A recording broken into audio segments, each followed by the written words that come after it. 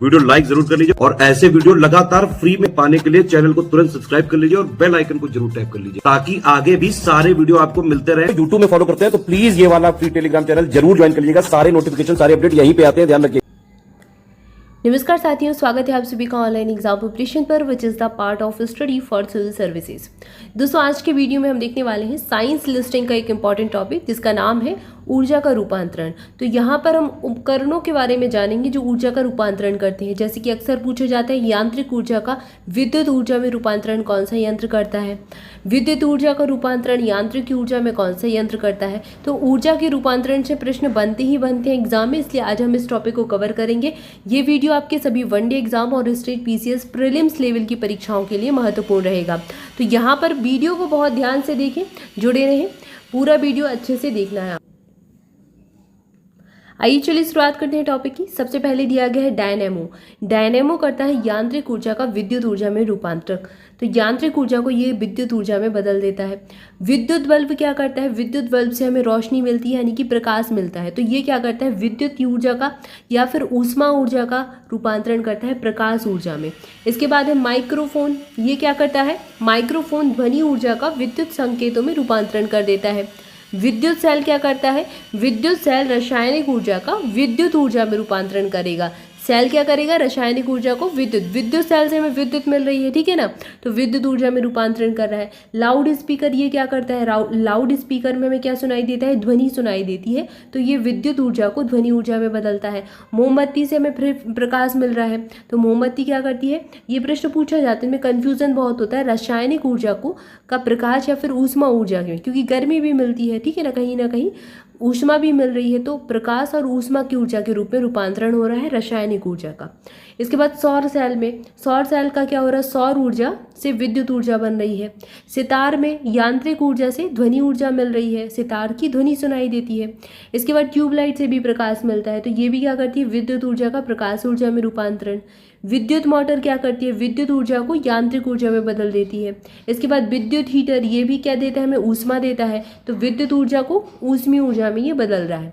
बिजली का पंखा क्या कर रहा है, बिजली का पंखा विद्युत ऊर्जा को यांत्रिक ऊर्जा में बदल दे रहा है।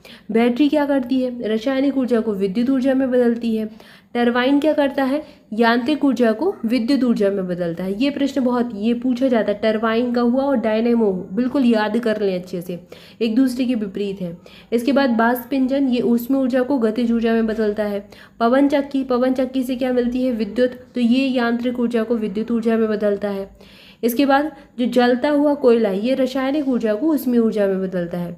विद्युत चुंबक क्या करती है, ये विद्युत ऊर्जा को चुंबकीय ऊर्जा में बदल देगी। विद्युत अपघटन, ये विद्युत ऊर्जा को रासायनिक ऊर्जा में बदलते हैं। इसके बाद परमाणु बम, ये पूछा जाता है, प्रश्न इंपॉर्टेंट है। परमाणु बम क्या करता है, नाभिकीय ऊर्जा को ध्वनि में, प्रकाश और ऊष्मा ऊर्जा में बदलता है। बिजली का जो चूल्हा है ये क्या करता है, बिजली का चूल्हा है, बिजली से चल रहा तो विद्युत से चल रहा, विद्युत ऊर्जा को क्या कर रहा, ऊष्मा ऊर्जा में बदल रहा है, ऊष्मीय ऊर्जा में कन्वर्ट कर रहा है। इसके बाद थर्मो इलेक्ट्रिक्स, ये ऊष्मा ऊर्जा को विद्युत ऊर्जा में कन्वर्ट करता है। प्रकाश संश्लेषण में विद्युत चुंबकीय विकिरण ऊर्जा से रासायनिक ऊर्जा बनती है। जल विद्युत बांध में क्या होता है, गुरुत्वीय स्थितिज ऊर्जा से विद्युत ऊर्जा बनती है, क्योंकि हमें यहाँ से विद्युत मिलती है, बिजली मिल रही है। ये इंपॉर्टेंट है, ये पूछा गया एग्जाम में, याद रखिएगा। फोटो इलेक्ट्रिक सेल प्रकाश ऊर्जा को क्या करेंगे, विद्युत ऊर्जा में, जहाँ पर जिस चीज़ में फोटो जुड़ जाए समझ लिए प्रकाश से रिलेटेड है। जनरेटर क्या करता है, यांत्रिक ऊर्जा को विद्युत ऊर्जा में, ये बहुत इंपॉर्टेंट है। जनरेटर, टरबाइन, डायनेमो, बहुत बार प्रश्न बने हैं इनसे, इनको याद रखें।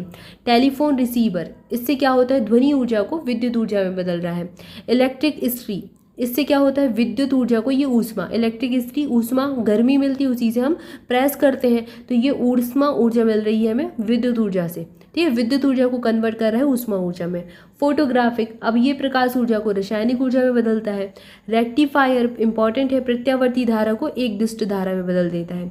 विद्युत लैंप क्या करते हैं, कि विद्युत ऊर्जा को प्रकाश और ऊष्मा ऊर्जा में बदल देते हैं। तो ये कुछ हमने ऊर्जा के रूपांतरण देखे कि कौन से उपकरण किस ऊर्जा को किस ऊर्जा में बदलते हैं, और ये बहुत महत्वपूर्ण है, एग्जाम में पूछे जाते हैं। यूपी पीसीएस विशेष तौर पर इन ऐसे प्रश्नों को पूछता है, और जोड़ी मिलान में आजकल पूछे जाते हैं 3 से 4, तो अच्छे से याद करना है।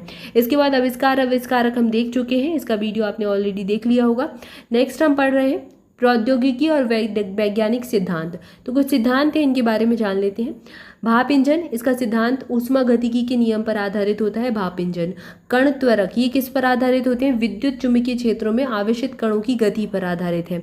नाभिकीय रिएक्टर आधारित होते हैं नियंत्रण नाभिकीय विखंडन पर।